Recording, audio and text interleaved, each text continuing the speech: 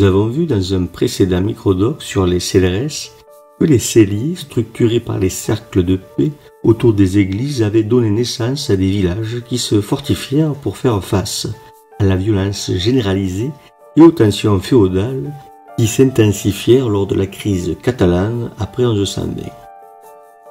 Avec le XIIIe siècle, ces CLRS d'origine ecclésiale se voient pour une part prises en main par les seigneurs laïcs ou concurrencés par des fondations de ces mêmes seigneurs qui reprennent la forme de la scélérat.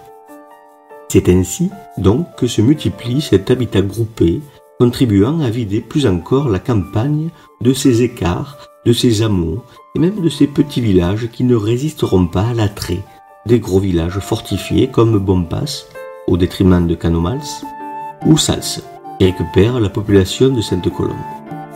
Cette réorganisation qui prend plus d'un siècle est rendue possible parce que les hommes sont désormais libres et qu'ils peuvent peu ou prou choisir ou changer de domicile.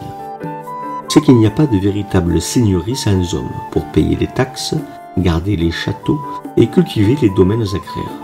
Il faut donc les attirer, et cela va générer une concurrence entre les seigneurs, qu'ils soient laïcs ou cléricaux.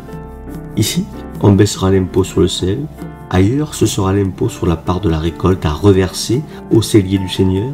Ici, on autorise le village à se doter de puissantes murailles scandées de tours. Ici, on creusera un puits, assurant un accès à l'eau en quantité entre les murs.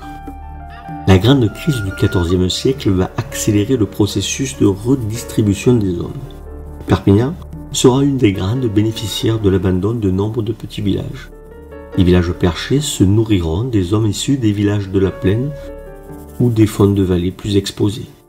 Ailleurs, on se regroupe donc dans de gros villages que la peste noire décime et qui donc finissent par se concentrer sur le noyau initial de la scélérat, qui retrouve son rôle de fortia, de zone fortifiée, de zone de protection. C'est à partir de ces noyaux qui auront résisté à la peste et aux bandes armées que se redéploiera la population catalane, rurale, de ces contrées. Le maillage urbain est alors fixé pour longtemps.